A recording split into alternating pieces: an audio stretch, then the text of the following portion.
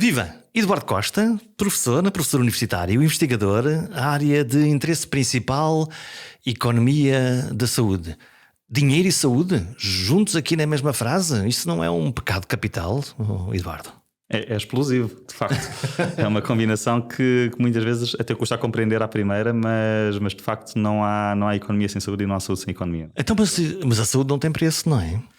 Aí é que nos enganamos, porque a saúde tem claramente um preço. Quando nós decidimos todos os anos gastar não sei quantos mil milhões em saúde, estamos implicitamente a colocar um preço na saúde. E não deixa de ser uma discussão difícil, e é uma discussão que não se tem muitas vezes no espaço público, mas quando nós definimos orçamentos para a saúde, quando nós definimos quanto é que cada hospital vai receber, quando nós definimos se estamos dispostos a gastar o nosso dinheiro a comprar um determinado medicamento ou a ir a uma determinada consulta, estamos implicitamente a colocar um preço na nossa saúde.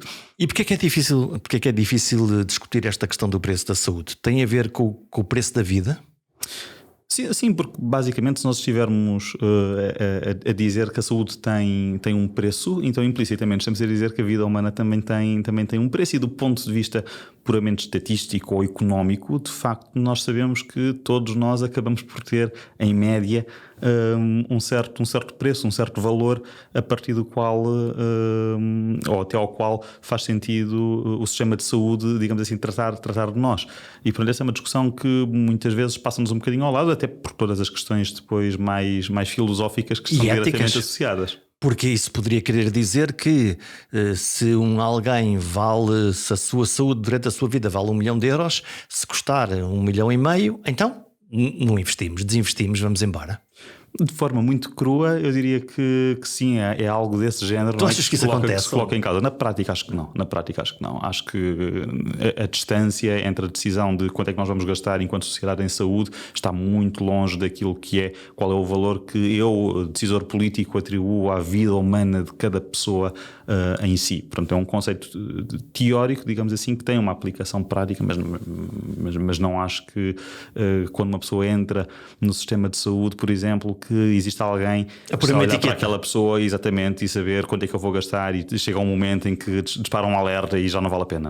Eu lembro-me do ministro que mandou entregar as contas do hospital público. Quando alguém ia a um hospital público, saía de lá com uma fatura detalhada, mas a coisa não correu muito bem, não é?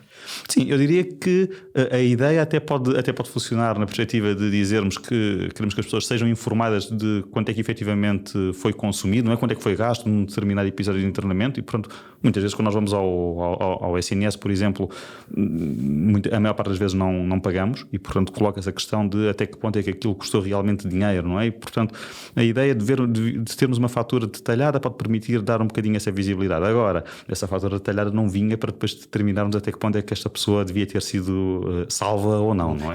E sabe-se o que é que aconteceu às pessoas que receberam essas faturas? Houve uma análise feita com resultados estranhos, na medida em que o objetivo de colocar estes valores na fatura era basicamente para tentar moderar um bocadinho o consumo. Ou seja, se as pessoas tiverem noção dos custos que o sistema de saúde tem, então se calhar vão pensar 2 vezes antes de recorrer ao sistema de saúde. Ai meu Deus, os meus impostos que estão aqui a ser gastos, olha tanto dinheiro. Exatamente. Todavia não foi isso que se verificou. Portanto, verificou-se exatamente o contrário, que na sequência da divulgação desses custos detalhados, ao invés de termos uma redução da procura por cuidados de saúde, a procura por cuidados de saúde aumentou, que é um fenómeno um bocadinho estranho que não se consegue explicar assim. Já que estou a pagar tantos impostos, agora pumba, vou recuperar o meu dinheiro e gasto tudo aqui em cuidados de saúde. É uma hipótese. Eu acho que não há aqui nenhuma conclusão que se tenha chegado, mas sim, a ideia do rodízio brasileiro, não é? Portanto, eu pago um valor fixo e portanto vou consumir tudo aquilo a que tenho direito. Pode ser uma das hipóteses que expliquem este fenómeno. O que é uma bizarria. Eu gosto de uma lei muito curiosa, deve ser uma das leis básicas dos economistas, que é a lei da oferta e da procura. Sim. E portanto, não é? Quanto mais a oferta, mais o preço baixa. Se houver mais procura, o preço sobe. É isto, não é? Sim. Na saúde, esta lei da oferta e da procura tem todavia umas pequenas alterações. Por exemplo, se aumentarmos a oferta... De facto, a questão da lei da procura e da oferta na saúde é especial. E é por isso que nós temos a economia da saúde, não é? Portanto, se o mercado da saúde fosse igual ao mercado das laranjas, não precisávamos ter a economia da saúde. O que é que acontece nas laranjas? Vamos lá às laranjas, que assim despachamos laranjas, isto. portanto, a procura e a oferta reagem e o preço vai reagindo da mesma forma. Mas na saúde há uma interação um bocadinho diferente, porque normalmente a pessoa responsável pela oferta não interage diretamente com a pessoa responsável pela procura. Ou seja, normalmente temos aqui uma terceira entidade que é responsável por financiar os cuidados de saúde, seja o Estado através do SNS, uma seguradora através de um seguro de saúde, etc. E, portanto, muitas vezes temos fenómenos até estranhos e contraintuitivos, por exemplo, de quando a oferta aumenta, a procura aumenta a seguir também, que é aquilo que muitas vezes se pode verificar no sistema de saúde também. Podemos ir à procura de um efeito prático? Por exemplo, se numa determinada cidade ou capital distrito trabalharem lá 2 médicos dentistas para sair do SNS e se passarem a trabalhar 4, significa que aquela população vai procurar mais e consumir mais cuidados de saúde, de saúde oral? É possível que isso aconteça, em particular se o efeito preço não existir, ou seja... Se eu não pagar a conta. Exatamente. Naquilo que acontece, por exemplo, no Serviço Nacional de Saúde, tirando as taxas moderadoras, que ocupam uma expressão ínfima daquilo que é o financiamento do sistema, nós temos, de facto, uma situação em que o utente não paga diretamente, indiretamente acabamos todos por pagar, claro, mas diretamente não paga pela prestação de cuidados de saúde que é feita. E por isso, na ausência de um preço, na ausência da tal taxa que modera a procura tende a aumentar sempre que a oferta estiver disponível, não é? Então, um economista consegue explicar-me o fenómeno dos blocos de parto? Se eu olhar para os últimos 10 anos, aquilo que eu sei, o INE diz, e eu acredito, é que cada vez temos menos filhos. Também olhamos para a zona de Lisboa, por exemplo, e nasceram vários hospitais com blocos de partos novos que não estavam lá. Todavia, agora temos um problema porque parece que não conseguem estar todos abertos, parece que não há médicos suficientes, parece que as mamãs não conseguem ter as condições que devem, e eu ponho isto na bimbi e digo assim: mas isto não faz sentido. Se há menos bebés, se há mais sítios, o que é que está de estranho nesta coisa? É uma boa pergunta. Vamos à calculadora. O que é que diz a tua calculadora? O que é que desafia a lógica disto? Eu diria que a grande pergunta que temos que responder aqui é até que ponto é que esses blocos de parto estão a funcionar com as pessoas que deviam. Eu acho que esse é o grande desafio, ou seja, nós temos efetivamente menos bebés a nascerem, portanto isso é inegável, é um facto.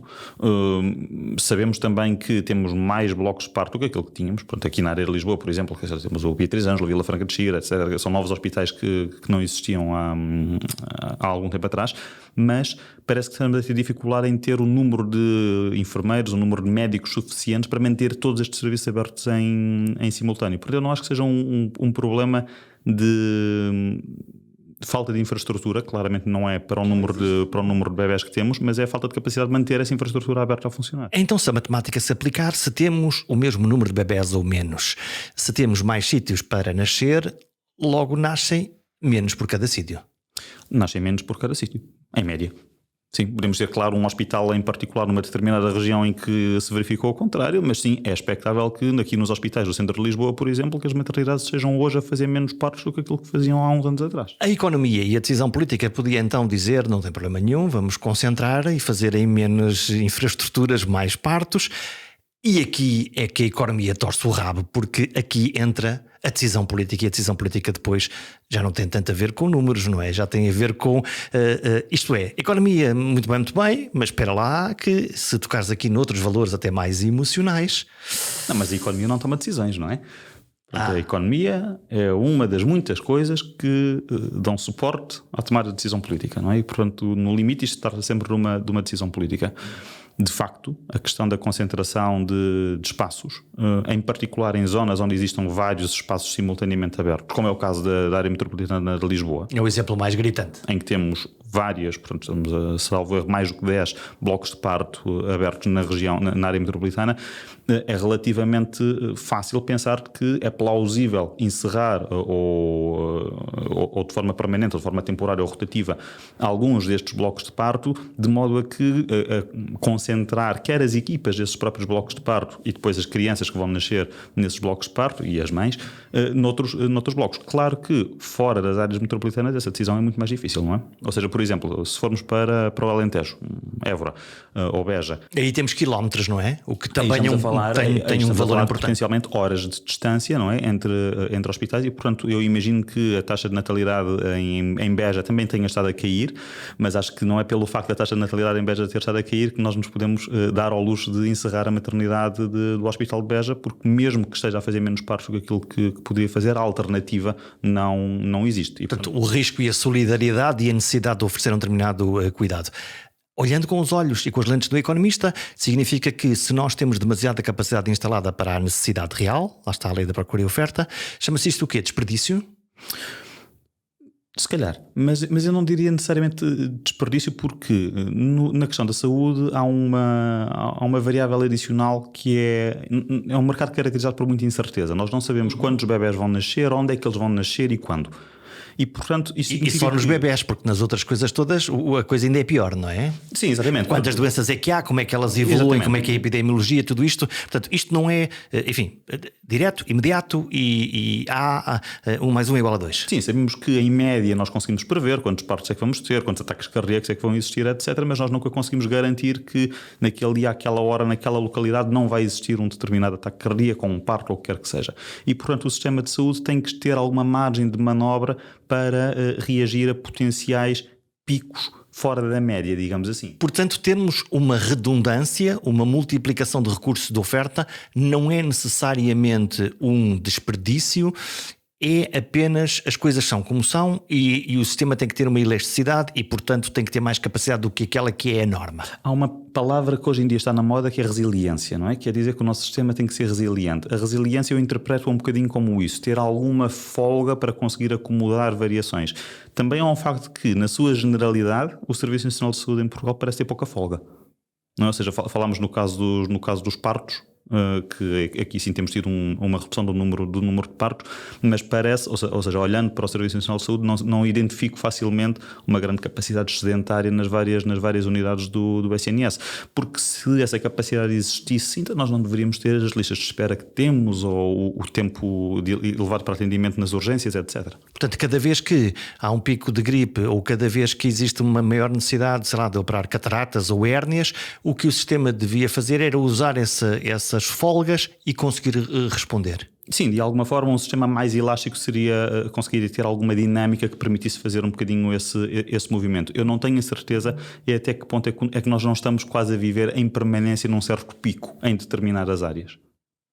Isso significa o quê? Que temos capacidade de instalada abaixo? Da mesma forma como podemos estar sobredimensionados em determinadas áreas, podemos estar subdimensionados noutras áreas. Por exemplo, o exemplo das urgências, não é? Que nos últimos meses tem estado na berra. Claramente, a capacidade instalada que nós temos nos serviços de urgência não tem sido suficiente para fazer face àquela que é a procura por serviços de urgência. Depois podemos discutir se essa procura deveria existir efetivamente por serviços de urgência ou não. Se eles deviam estar lá ou deviam ter ido ao centro de saúde. Mas os cidadãos, eu tenho os cidadãos como pessoas intrinsecamente inteligentes, que normalmente, mais para a esquerda, mais para a direita, e em particular num fenómeno de grupo, tendem a tomar boas decisões. Isto é, eu pensar que alguém vai a uma urgência e que essa pessoa te leva uma etiqueta de falsa urgência, portanto, seu malandro, o que é que estás aqui a fazer? Parece-me que é ligeiro. Se calhar aqueles cidadãos estão a fazer a coisa certa porque era a porta que tinham aberta, era a necessidade que conseguiram cumprir, não sabiam como é que isto podia funcionar, não sei. Diz-me tu. Não, eu concordo. Eu acho que nós muitas vezes, e precisamente nos últimos meses, temos tido muita discussão de que temos uma grande procura por serviços de urgências de pessoas que não deviam lá estar.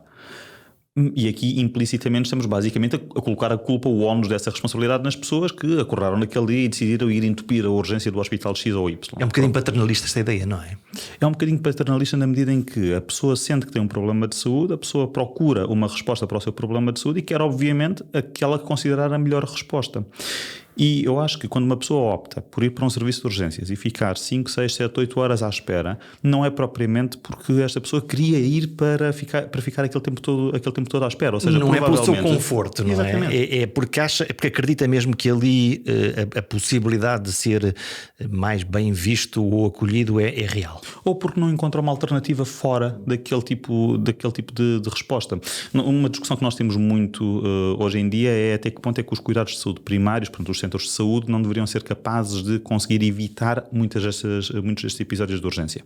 E nós tivemos agora, na altura do inverno, portanto foi estendido o horário de abertura de alguns, salvo 2 centenas de centros de saúde no país, precisamente para tentar dar esta resposta adicional. Agora, o que é que acontece? As pessoas precisam de primeiro saber que essa resposta existe, e se essa resposta só existe durante algumas semanas ou durante alguns horários específicos, não é uma coisa permanente. Não se habituam, não é? É uma questão de hábito que acaba por não acontecer, mas para além disso é preciso que as pessoas sintam confiança de que essa resposta é capaz de, pronto, vou-me repetir, mas que essa resposta seja capaz de responder ao problema real que as pessoas têm. Porque se a pessoa sentir que vai ao centro de saúde, que está aberto até mais tarde, e que sai do centro de saúde e que precisa fazer umas análises, um raio-x, o que quer que seja, e que tem que ir parar ao hospital para fazer essas análises e esse raio-x, vai e diretamente para o hospital. Pronto, portanto, muitas da questão das falsas urgências, digamos assim, elas só são falsas depois da triagem ser feita, não é? A pessoa quando está em casa e se sente mal não sabe à partida se é uma pulseira verde ou se é uma pulseira azul ou se é uma pulseira amarela. Porque se soubesse era um profissional de saúde e não é? E pode haver mecanismos para tentar, enfim, modelar ou ajudar ou acolher essa, enfim, liberdade de circulação das pessoas dentro do sistema, para as ajudar a ir para um lado ou para o outro com algum mecanismo económico. As taxas moderadoras claramente falharam, não é? Isto não, a mim, quer dizer, sempre me interrogo porque é que alguém que vai a primeira vez num ano a um centro de saúde com uma gripe pagava uma taxa moderadora. Vai moderar o quê? O seu primeiro consumo no sentido, quer dizer, era um bocadinho estranho, não é? Sim, e mais estranho eram as taxas moderadoras, que penso que já não existem, de atos prescritos por médicos, não é? Ou seja, se um médico diz que eu tenho que fazer um determinado exame e depois eu tenho que pagar uma taxa moderadora por esse exame. Ou uma cirurgia, ou um internamento. Sim, exatamente. Aliás, chegou a existir a experiência de senhor doutor, por favor, opera-me. Não, eu não quero operar. Não, opera-me. Então tem uma taxa moderadora. Quer dizer, isto não... Mas isso é uma confusão que nós fazemos, eu acho, entre o conceito de taxa moderadora, cujo objetivo não é financiar o sistema de saúde, o objetivo é apenas moderar, dar um incentivo às pessoas para pensarem 2 vezes sobre se querem ou não recorrer ao sistema de saúde, daquilo que são copagamentos, não é? Que é o que aquilo era, não é? Que na prática era a tentativa de utilizar aquilo para financiar um sistema de saúde, porque não ia moderar coisa nenhuma, não é? Não era por eu ter que pagar ou não ter que pagar os 50 euros que eu ia ser internado ou não ia ser internado, porque se eu tenho que ser internado, se o médico diz que eu tenho que ser internado, eu vou ter que ser internado de qualquer forma. Só se for doido é que eu digo, não, senhor, vou-me embora, não é? Sim, de facto. E eu acho que em Portugal a questão das taxas moderadoras teve um peso desproporcional. A importância dada à discussão sobre as taxas moderadoras teve um peso desproporcional face à relevância real que as taxas moderadoras têm. Porque estamos a falar de, primeiro, uma grande fatia da população, 40%, 60% da população que está isenta do pagamento das taxas moderadoras. E, em segundo lugar, o valor das taxas moderadoras para aquela parte da população que não está isenta não é um valor muito elevado ou elevado ao ponto de efetivamente moderar o consumo. Porque, sim, de facto, aquilo que se verifica é que a utilização das taxas moderadoras não conseguiu funcionar como incentivo para fazer com que as pessoas utilizassem determinados recursos ao invés de outros recursos. Olha, vamos falar de dinheiro. Eu sempre anualmente... Agora já não, mas anualmente fazia a cobertura da apresentação do Orçamento de Estado na saúde. E aquilo era muito uma espécie de ciência oculta. E era uma ciência oculta porque o Orçamento de Estado está escrito e feito de uma determinada maneira. Depois havia umas tabelas à parte, os anexos é que davam umas respostas. Mas o orçamento ele próprio, aquilo está feito para os cidadãos não perceberem o que é que lá está. A gente não encontra lá saúde, hospitais, X, não, aquilo tem ali uma... Tem uma ciência por detrás daquilo. Mas é oculta, não é? É uma ciência oculta. O que é que lá está escrito? Quer dizer, explica-me aquelas rubricas. O que é que é? Quanto é que a gente gasta? Quanto é que o sistema público põe no sistema de saúde? À volta de 15 mil milhões de euros por ano. É dinheiro. Sim, mas estamos a esquecer, ou seja, e essa é uma questão relevante porque muitas vezes nós discutimos quanto é que nós gastamos em saúde e falamos do orçamento do SNS, mas aquilo que nós gastamos em saúde vai muito para além daquilo que é o orçamento do SNS. O SNS é dinheiro dos impostos que nós pagamos. Exatamente. E dá 15 mil milhões. 15 mil milhões. Mas isto no PIB, quanto é que isto vale da nossa riqueza, mais para a esquerda, mais para a direita? Para aí à volta de 6, 7%. 6-7%. Estamos na média da Europa ou ainda estamos a ficar atrasados? Novamente, eu acho que temos que dar um passo atrás, que é quanto é que nós gastamos em saúde no total. Ok. Aí então, nós gastamos 25. Muito bem. 25%? 25 mil milhões, que corresponde a 10% do PIB. Portanto, nós temos uma fatia que vem dos impostos para o SNS, que vale 15 mil milhões de euros. Exatamente. E depois há 10 mil milhões de euros extra e, portanto, este somatório disto tudo é o que nós, portugueses, gastamos em saúde. Sim, e é normalmente esse valor que nós vamos comparar com outros países. Ok, e isso em porcentagem do PIB? Casa dos 10%. 10%, muito bem. Então, esses 10 mil milhões extra, 15 mais 10, onde é que são estes 10 mil milhões? De onde é que eles vêm? E assim, os 25 mil milhões vêm todos do mesmo sítio, não é? Que é dos nossos bolsos. Pronto. Agora, os 15 mil milhões vêm diretamente através de impostos. Aquela coisa da saúde ser gratuita? A saúde é gratuita, mas gratuita a ideia de definirmos o sistema de saúde como tendencialmente gratuito é tendencialmente gratuito no ponto de contacto, não é? Quando o cidadão contacta com o sistema de saúde, não tem que tendencialmente ter que pagar. Isso é uma falácia, portanto. Eu diria que nós temos que substituir então a frase de sistema de saúde tendencialmente gratuito por sistema de saúde antecipadamente pago. Antecipadamente pago, sim, mas isso é a mesma coisa em relação à escola pública, em relação às estradas nacionais nas quais não pagamos portagens, etc. Portanto, somos nós que pagamos a conta, não é? E sim, no limite de tudo aquilo que temos em Portugal, acabamos por ser nós a pagar a conta.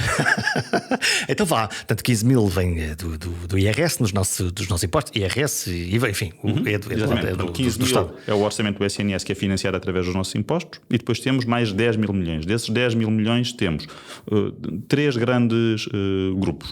Temos um grupo que representa os subsistemas de saúde. Estou a pensar aqui nas pessoas que têm, por exemplo, o ADSE, um subsistema público, mas também nas pessoas que têm subsistemas privados, por exemplo, o SAMS.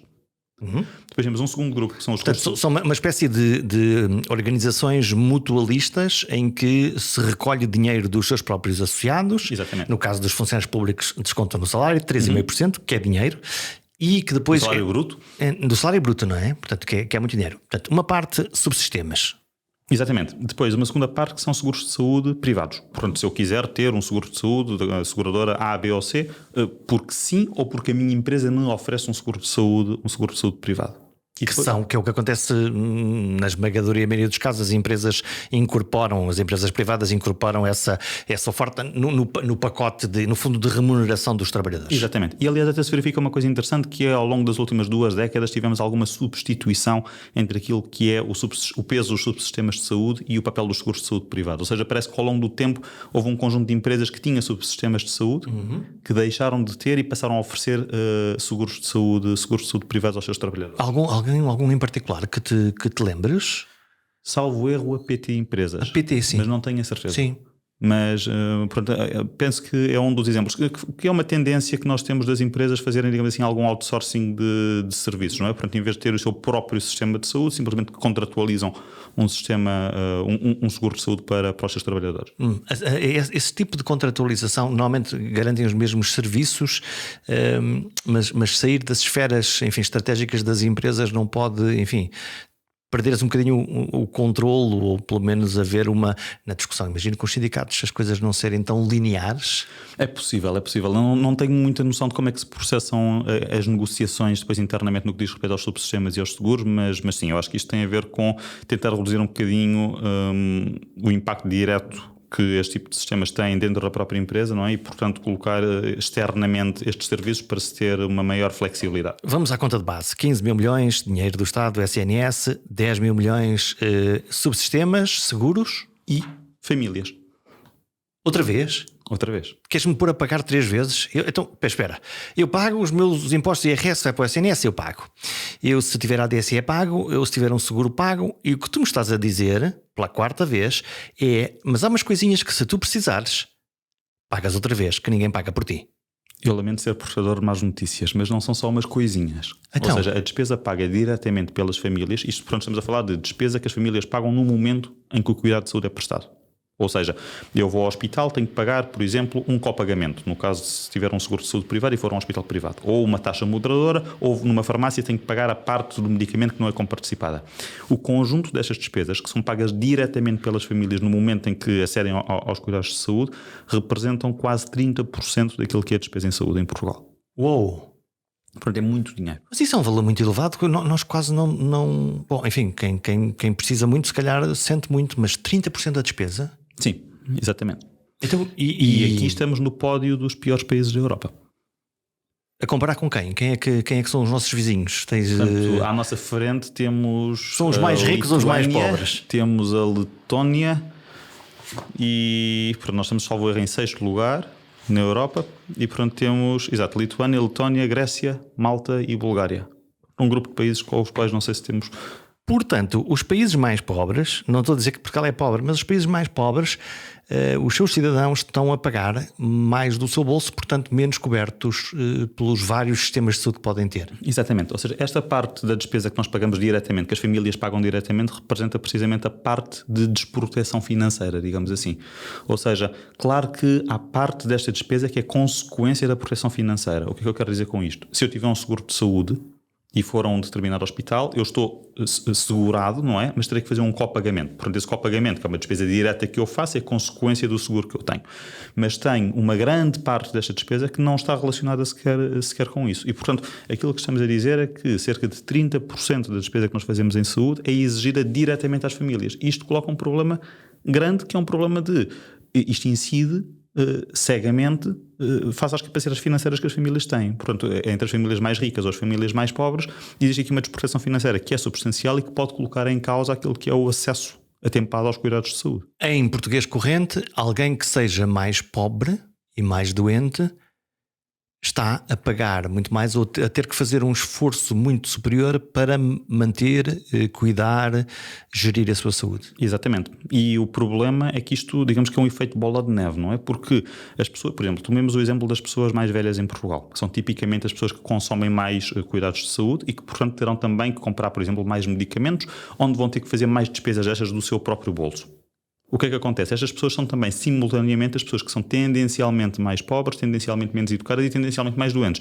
E, portanto, há aqui um ciclo que é potencialmente vicioso e preocupante de alguma forma. Então, mas o sistema não devia funcionar ao contrário, que era proteger mais exatamente essas pessoas que têm mais dificuldades ou estão em situação de maior carência ou de maior doença? Não, sem dúvida. Eu diria que o SNS, portanto, é tendencialmente gratuito naquilo que são, portanto, o acesso aos cuidados hospitalares do SNS ou aos centros de saúde do SNS, mas esquecemos muitas vezes de tudo aquilo que também gastamos em saúde e que temos que pagar diretamente. E, portanto, aí acho que ainda há um caminho a fazer na proteção destas pessoas. E conseguimos alguma magia qualquer para nos fazer aproximar dos países mais ricos e para os cidadãos a pagar um bocadinho menos progressivamente desse tal dinheiro que sai da carteira de cada cidadão? Sim, para nós podemos pensar em medidas concretas que possam tentar reduzir um bocadinho este peso. Como é que está a tendência? A tendência, infelizmente, não está positiva. Ou seja, ao longo dos últimos anos, temos estado a divergir, e a divergir no sentido negativo do termo, da média europeia no que diz respeito a estes pagamentos diretos das famílias. Ou seja... Pagar mais? Temos estado a pagar mais, exatamente. Portanto, os pagamentos diretos têm estado a subir, vão subindo devagarinho, mas vão subindo ao longo dos últimos anos e em sentido contrário, a média da União Europeia tem estado a cair ligeiramente ao longo dos últimos anos. Há aqui algum efeito da troika? Eu não creio que exista um efeito de troika. Eu acho que isto é um efeito acumulado da forma como o nosso sistema de saúde tem estado desenhado e do facto de que muitas vezes focamos-nos muito na questão da prestação direta de cuidados de saúde de hospitais e centros de saúde e ignoramos um bocadinho aquilo que se passa fora dos hospitais e fora dos centros de saúde. Mas não podemos ignorar, de facto, que uma população que tem uma carga de doença relativamente elevada, como é o caso da população portuguesa, e que consome muitos medicamentos precisamente por causa disso, que acaba por ter um conjunto de despesas muito elevadas que têm que ser tido em consideração. E pronto, quando nós olhamos para este bolo, para estes 30% de despesas que são pagas diretamente pelas próprias famílias, estamos a falar de dois grandes grupos de despesa. Portanto, a parte dos medicamentos que não é comparticipada, E portanto aqui, se quisermos fazer alguma coisa, isto implica rever as comparticipações, sendo que podemos rever as comparticipações, por exemplo, tendo em consideração os escalões de rendimento das pessoas, não é? Ou seja, não precisamos de aumentar a comparticipação para toda a gente. Já aconteceu? Já aconteceram algumas tentativas, sim, e eu creio que neste momento existe também para as pessoas que beneficiam do complemento solidário para idosos, não tenho a certeza. E portanto aí estamos a proteger estas pessoas que estão com mais dificuldades e com mais necessidades. Exatamente. Partindo do pressuposto que a pessoa não vai comprar os remédios para a família inteira, não é? Depois temos esse pequeno problema do ajustamento da nossa relação enquanto cidadãos com a coisa pública e com o subsídio, não é? Sim, se o medicamento for grátis, se calhar eu vou ter menos cuidado com a quantidade de medicamentos. E há mais desperdício. Exatamente. Mas pronto, entre o grátis ou o pagamento muito elevado, existem aqui graus de liberdade intermédios. E há um outro bloco, portanto, para além da questão da despesa com medicamentos, a outra parte que explica também este grande peso da despesa direta das famílias está relacionado com os cuidados de ambulatório, portanto, consultas, exames, análises. E aqui dá a ideia de, portanto, que também há um peso muito grande das famílias que querem aceder ao setor privado, que é onde este pagamento acontece, e que isso acaba por contribuir substancialmente para aquilo que são as suas despesas em saúde. Mas sendo que as famílias e as empresas de alguma maneira estão a recorrer mais a seguros de saúde, não sei qual é a percentagem, se há uma percentagem de população coberta pelos seguros. Sim, nós temos uma estimativa para nós sabermos o número de apólices e o que é isto quer dizer? Pronto, é o número de seguros subscritos. Uma apólice uma pessoa ou não? Esse é o problema. Ou seja, pode ser uma apólice para uma família? Não. O problema é exatamente o contrário, que eu posso ter uma pessoa com mais de uma apólice. Portanto, eu posso fazer um seguro de saúde com a Médis e posso fazer um seguro de saúde com a Advance Care. E de repente tenho um duplo seguro, não é? Portanto, há duas apólices que só estão a cobrir uma pessoa. Mais o SNS, portanto, aqui temos uma multiplicação de coberturas. Exatamente. Mas se assumirmos que uma apólice equivale a uma pessoa, o que em média não deve ser muito diferente disso. Podemos fazer uma pausa. Então isto significa que nós podemos ter o maravilhoso e absurdo mundo de alguém que é cidadão português e, portanto, tem SNS, casado com uma funcionária pública e, portanto, tem a ADSE, ou os filhos têm, ao mesmo tempo tem um seguro de saúde e ter uma tripla cobertura da mesma coisa? Sim, é possível. É perfeitamente possível. É possível um funcionário público que tenha ADSE ter um seguro de saúde privado porque decidiu subscrever ou porque a empresa da esposa pode cobrir o cônjuge e, para além disso, tem a cobertura do SNS. Agora, estes seguros não servem todos exatamente para a mesma coisa, não é? Então, ou seja, o que é que paga o seguro? Se nós qual era a percentagem de cobertura? Estavas a fazer umas contas. Dos seguros? Sim. Estamos à volta dos 30%. 30%. De seguros privados. Excelente. Depois acresce a isto a questão dos subsistemas. Muito bem. Então esses 30% de pessoas que têm seguro, ou 30% do mercado tem 30%, quanto é que os seguros depois cobram, comparticipam, pagam aqui dos nossos 25 mil milhões que estamos todos a gastar? 4%.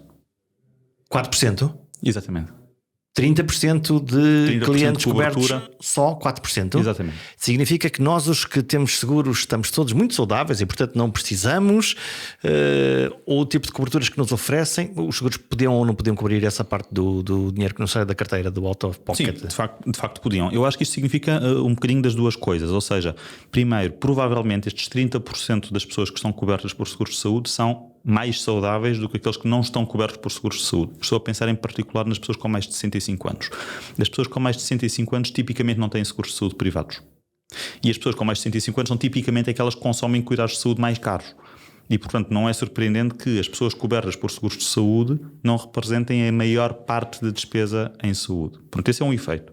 E o segundo efeito é exatamente esse, que é, se calhar, os seguros de saúde privados não estão a conseguir cobrir aquilo que é a despesa, aquilo que é a desproteção financeira que as famílias têm. Que me dava um grande jeito, não é? Dava-nos a todos um grande jeito que houvesse essa portanto, no fundo, a cobertura que estão a assegurar é uma cobertura das mesmas coisas que o SNS pode oferecer, mas mais rápido ou com uma qualidade diferente? Não só. Ou seja, os seguros de saúde privados têm uma dimensão que, de alguma forma, acabam por ser substitutos daquilo que são respostas do SNS. Estou a pensar em consultas de especialidade, exames, análise, etc. E aí, tipicamente, as pessoas optam por ter estes seguros porque podem conseguir uma resposta eventualmente mais rápida, mas para além disso temos também os seguros de saúde que acabam por cobrir coisas que tipicamente não estão incluídas dentro do SNS. E aqui estou a pensar, por exemplo, na questão da medicina dentária. Portanto, o SNS tem começa a ter hoje em dia mais com os cheques dentistas, etc., mas tem uma baixa cobertura tem uma baixa capacidade de serviços de medicina dentária e, portanto, aqui temos seguros de saúde privados que acabam por entrar. Mas aí faz sentido, não é? Sim, aqui digamos que estamos a tentar cobrir aí é uma supletivo, não é? Exatamente. Também precisas e, portanto, vamos ter aqui ao lado. Uma coisa que é menos comum em Portugal e que seria interessante, mas claro que se os seguros de saúde privados começarem a cobrir mais coisas, o preço desses seguros de saúde privados também tenderá a subir. Sobe o prémio. Exatamente. Mas uma coisa que seria interessante seria vermos mais seguros privados a começarem a cobrir mais despesas de medicamentos. Que é uma das partes onde as pessoas estão a gastar mais dinheiro na farmácia. As pessoas pagam diretamente, exatamente. Então, e agora há outra parte. Já fizemos aqui o nosso saco das notas. O dinheiro vai para onde? Vai para pagar o quê? O dinheiro vai para o sistema de saúde e vai para pagar... o público. Os 15 mil milhões do público vão... O dinheirinho, como é que ele se distribui? Vai pagar o quê? Vai pagar atos? Vai pagar cirurgias? Vai pagar consultas? Vai pagar recursos humanos? Isto está tudo bem aqui fatiado? Aqui aos pedacinhos? Ou... Vai pagar um bocadinho de tudo, de facto. A maior parte do dinheiro que nós colocamos no sistema de saúde vai para o financiamento dos hospitais, porque os hospitais é onde são prestados os cuidados de saúde que são mais caros. São também os cuidados de saúde mais complexos, não é? Eu fazer um transplante cardíaco é muito mais caro do que eu fazer uma consulta de especialidade. E, portanto, a grande fatia da nossa despesa em saúde vai para o financiamento dos cuidados de saúde hospitalares. E para o tratamento, não para a prevenção? E para o tratamento, sim, porque... No fundo, para a doença, não é? Os cuidados de saúde hospitalares são tipicamente mais orientados a resolver situações que surgem, não é? Pronto, se nós quisermos pensar num sistema muito orientado à prevenção, aí estaríamos a pensar num sistema em que os cuidados de saúde primários se calhar teriam um peso diferente daquele que têm hoje. E fazer como o Carlos Gulbenkian, que pagava mais ao seu médico, ou melhor, deixava de pagar ao seu médico quando ficava doente, não é? Porque enquanto estivesse saudável, esse era o trabalho dele e, portanto, havia essa questão. Portanto, o dinheiro vai para lá, sendo que normalmente o pagamento dentro do sistema é um pagamento baseado no histórico. Olha, o ano passado gastaste 50 milhões, hospital lá, toma lá mais 50 milhões, mais qualquer coisinha. Mas as necessidades de saúde, como falávamos há bocadinho, elas variam, as populações variam. Faz sentido pagarem... A forma como os hospitais são contratualizados, portanto, ou seja, a forma como o Estado, o Ministério da Saúde, determina com cada hospital quanto é que cada hospital vai receber, é um pouco anacrónica. Ou seja, de facto, olha-se muito para o histórico, portanto, o histórico mais qualquer coisa por cento, mas depende também muito da negociação que o Ministério da Saúde consegue ter em cada ano com o Ministério das Finanças, não é? Que é quem determina o envelope que vai para a saúde, e de facto acaba por parecer um bocadinho desligado daquilo que é não só a atividade que cada hospital acaba efetivamente por ter, mas também daquilo que podem ser as necessidades da população que o hospital está a servir. Mas olha, vamos a um exemplo concreto, um exemplo muito básico. Este hospital faz 1000 cirurgias de hérnias abdominais, mas pode lá aparecer o cliente 1001. Como é que é? A porta está aberta, não é? Essa é a parte interessante da economia da saúde, não é? Que é efetivamente naquilo que é o serviço público em Portugal, o hospital não recusa doentes. Pronto, portanto, obviamente está dimensionado para tratar um determinado número de doentes, mas pode lá sempre chegar mais ou menos. Se está lá uma sala cirúrgica, se está lá o cirurgião, não é por falta de capacidade, mas se contratualizou 1000, quer dizer que não recebe a 1001, a 1002, a 1003, a 1004, pode acontecer, recebem e existem valores que são definidos para aquilo que é chamada a produção marginal, ou seja, quando nós ultrapassamos o nosso plafond, digamos assim, quanto é que eu vou receber pela cirurgia adicional que faço, etc. Dito isto, a ideia de que nós temos a sala de cirurgia ali vazia à espera de um outro doente, também não sei até que ponto é que é sempre verificada, não é? Ou seja, quando nós vemos que temos uma lista de espera relativamente elevada em muitas coisas, em muitos serviços do SNS, isto também dá a entender que se calhar mesmo a capacidade dos hospitais não é tão grande quanto aquilo que se poderia eventualmente pensar. Quer dizer que é uma ilusão a ideia de que uma sala está fechada, que ninguém usa, mas que na realidade pode, lá está, ou não há uma equipa inteira para fazer aquilo, ou enfim, ou já atingiu a sua capacidade máxima real e portanto há um tempo em que está parada? Sim, eu diria que a questão das equipas parece-me fundamental, ou seja, eu acho que muitas vezes nós não conseguimos... Falta um anestesista, pumba, já temos o caso das cirurgias é muito paradigmático, não é? Porque é diferente de uma consulta externa onde eu tenho um médico ou um enfermeiro enfermeiro e, portanto, não preciso de mais ninguém para ter aquele serviço a funcionar. No caso de uma cirurgia, é uma equipa e, pronto, se nessa equipa de repente falta-me um determinado profissional, aquilo descamba tudo como se fossem peças de dominó, não é? Tivemos esse exemplo na greve cirúrgica dos enfermeiros em 2017 ou 2019, em que era exatamente, faltava um ou dois elementos centrais e de repente a equipa não podia fazer o seu trabalho porque precisam de todas as mãos disponíveis para lá estar. O curioso depois, do outro lado, e vimos isto na pandemia, que isto quando tocou a rebate, quando o assunto era sério, nós o que vimos foi, por um lado, um sistema que se calhar fechou a porta às rotinas, mas por outro lado respondeu de uma forma extraordinária, lá está, no meio da incerteza, no meio do caos, conseguiu responder. Se nós olharmos, quer dizer, honestamente para o sistema comportou-se como um sistema. Sim, o sistema aguentou-se, não é? Porque teve um embate brutal, não é? Da pandemia, que ninguém estava à espera, e eu acho que aí, quer dizer, os profissionais de saúde, que toda a gente diz, não é? Os profissionais de saúde são a espinha dorsal do sistema de saúde, e são de facto, não é? E aí provaram, se dúvidas houvesse, que acho que não existiam. Mas de facto essa flexibilidade da forma como o sistema estava a funcionar, porque na altura da pandemia parece-me que veio um bocadinho ao de cima aquele nosso espírito português do desenrascanço, não é? Portanto, do amor à camisola, que faz com que temos mesmo que fazer isto, e portanto as equipas organizaram-se de modo a conseguir fazer coisas para além daquilo que são os procedimentos normais, as formas de funcionamento normais dos hospitais. E portanto eu diria que no dia-a-dia do SNS falta um bocadinho essa flexibilidade, essa inovação, para se tentar fazer um bocadinho diferente, não é? Ali tinha que ser. Exatamente. E portanto andou para a frente. Estamos a gastar bem o nosso dinheiro. Eu acho que estamos a gastar. Não estão a ouvir nesta parte, porque se eles estiverem a ouvir nesta parte. E assim, nós, se olharmos, portanto, em termos internacionais, se nos tentarmos comparar com outros países, aparentemente o nosso sistema é um sistema relativamente bom.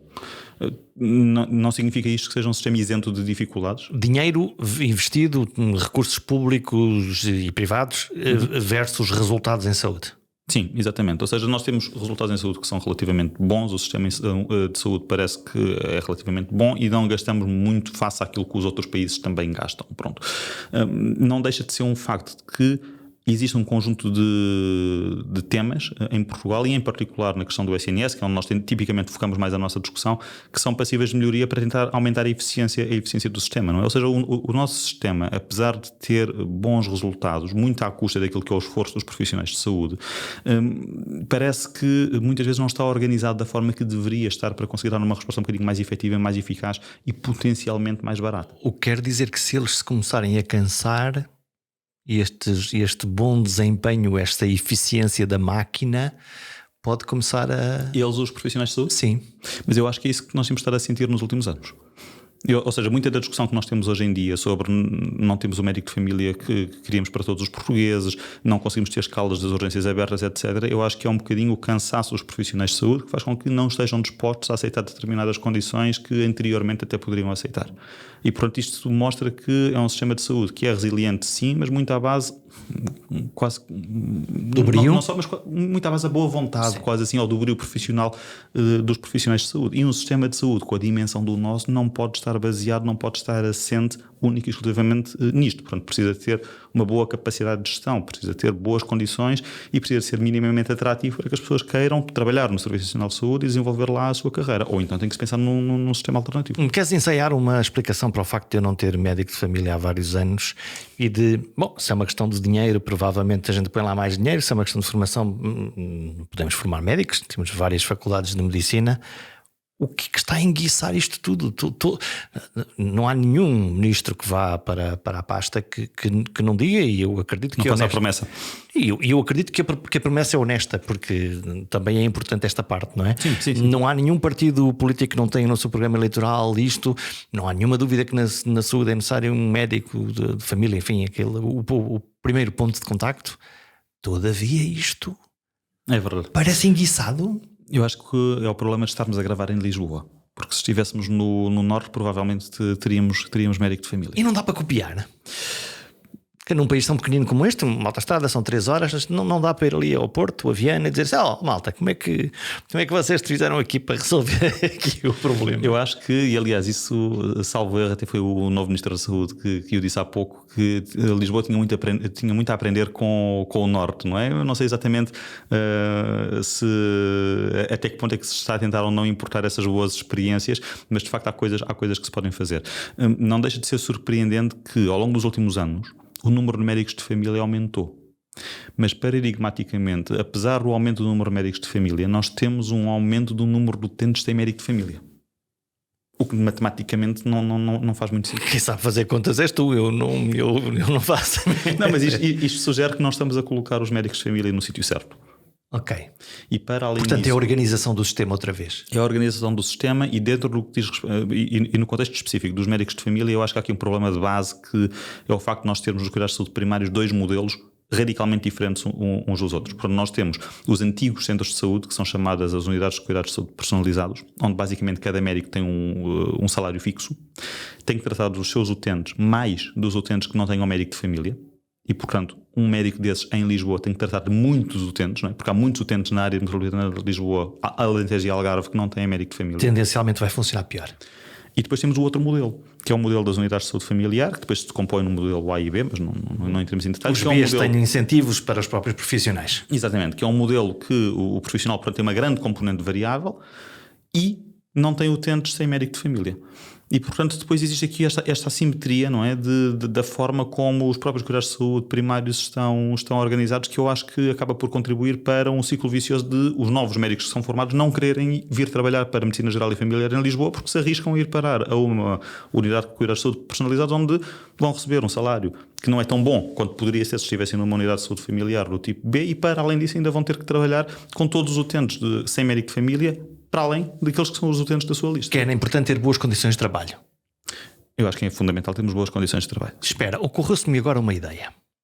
Não é para resolver o problema, é uma tomada de consciência.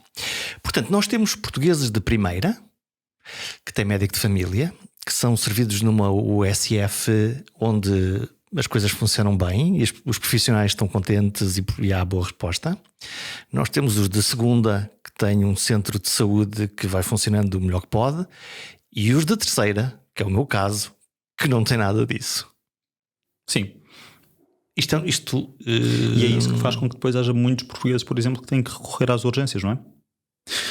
Porque é que o problema das urgências foi maior do que em Lisboa, foi maior na área de Lisboa do que na área do Porto, por exemplo, agora no último inverno? Uma das explicações potenciais, isto sou eu a teorizar, não é?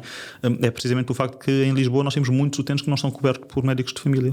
E, portanto, vão parar à urgência hospitalar. Estes utentes têm uma resposta muito mais fraca nos cuidados de saúde primários do que aquilo que seriam se tivessem um médico de família. Então, agora podemos falar para o senhor contribuinte. E o senhor contribuinte, se começar a sentir que, quando necessita de uma resposta, não a tem, continuando a pagar os mesmos impostos, não pode haver aqui um ceticismo ou uma tendência a dizer eu, se calhar, não me apetece fazer parte deste clube do SNS. Sim, é verdade. Eu percebo que possa ser frustrante. O problema depois é que nós podemos entrar aqui num problema de seleção adversa, não é? Em que as pessoas vão... Imaginemos um cenário, não é? Em que cada um poderia escolher se queria ou não queria contribuir para o sistema de saúde. Pronto, existiria um número mágico, não é? A nossa taxa de imposto baixaria em X% e nós não poderíamos recorrer ao SNS. Aquilo que provavelmente aconteceria seria que as pessoas mais saudáveis seriam aquelas que queriam deixar de recorrer ao SNS. Poupavam nos impostos? Poupavam nos impostos, mas o que é que acontece? Ficam no SNS as pessoas menos saudáveis, que são também as pessoas mais caras, não é? Portanto, o SNS funciona porque na prática toda a gente contribui, independentemente do seu nível de doença, e funciona quase como uma espécie de grande seguro de saúde, não é? Portanto, as pessoas que são menos doentes acabam indiretamente ou diretamente até por estar a pagar os cuidados de saúde das pessoas que estão mais doentes. E é por isso que o sistema funciona, não é? Se nós de repente permitirmos a todas as pessoas que não recorrem ao Serviço Nacional de Saúde saírem do Serviço Nacional de Saúde, há uma destruição. O custo por pessoa do Serviço Nacional de Saúde vai aumentar brutalmente, não é? É sustentável isto? Essa pergunta vale muitos mil milhões de euros. Eu diria que há algumas tendências que são preocupantes nos sistemas de saúde, não apenas no SNS, nem no sistema de saúde português, exatamente, internacionalmente. Portanto, nós temos, obviamente, se nós andarmos na rua e fizermos um inquérito às pessoas e perguntarmos assim, qual é que é o principal desafio dos sistemas de saúde, eu aposto que a principal resposta vai ser a questão do envelhecimento. A questão da demografia. Portanto, dizemos que temos uma população a envelhecer e esse vai ser o principal desafio dos sistemas de saúde. Doentes com mais doenças, doentes mais velhos, mais complexos, logo mais caros, não é? No Sim. sentido. E uma população menos jovem a criar rendimento para pagar a conta geral. A solidariedade intergeracional, no fundo. Sim, exatamente. E eu diria que, apesar de ser uma preocupação válida e claramente afeta a questão da sustentabilidade futura, não é propriamente aquilo que está a determinar o maior crescimento das despesas em saúde. Pronto, internacionalmente, quando olhamos para os dados, verifica-se que a maior parte do crescimento da despesa em saúde tem estado relacionada com aquilo que é a inovação. Ou seja, hoje, desenvolver uma nova tecnologia, estou a pensar num dispositivo médico, um novo medicamento, etc., é muito mais caro do que aquilo que era antes. Também com muito mais ganhos em termos de saúde. Estou a pensar em termos de anos de vida, isto é. Sim. Nós podemos olhar para a fatura que cresce, mas por outro lado também aos anos que nós estamos a comprar de vida e de bem-estar. Não, sem dúvida. Ou seja, nós aqui não estamos a dizer que estou a pagar mais pela mesma coisa. Estou a pagar mais por melhor. Estou a pagar mais por melhor, sim. Portanto, em termos sociais, esse princípio é bom. E em termos económicos, os economistas ficam preocupados. Portanto, será sustentável porque temos que continuar a pagar por isso, não é? Portanto, é uma questão de vontade.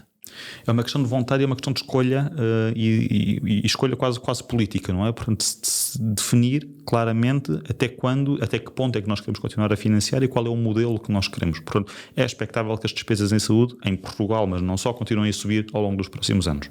E, portanto, é muito importante que seja claro qual é que é o caminho para financiarmos esse aumento de despesas. Porque se não formos claros sobre como é que vamos financiar o aumento de despesas, o que é que pode acontecer? Eventualmente pode acontecer aquilo que tem acontecido em alguns dos últimos anos em Portugal, que é o aumento da parte da despesa em saúde financiada pelas próprias pessoas. Que nós não notamos. Vamos descobrir, mas que vai acontecendo. Exatamente. Muito bem. Eu acho que esse é um grande desafio. Eduardo Costa, muito obrigado. Boas contas. Vai lá convencer as finanças de que isto vale a pena. Nada disso. Que vale a pena porque um SNS tem um valor intrínseco e estrutural dentro de uma dinâmica de sociedade que é em si mesmo uma coisa extraordinária. Sim, eu acho que em Portugal, pronto, diz-se muito, não é, que é uma das grandes conquistas ou a maior conquista desde o 25 de Abril, e eu acho que da esquerda à direita, nós depois podemos discutir se queremos mais privado ou menos privado, mas acho que da esquerda à direita existe um relativo consenso sobre a necessidade de termos um SNS em Portugal. Obrigado. Nada, obrigado.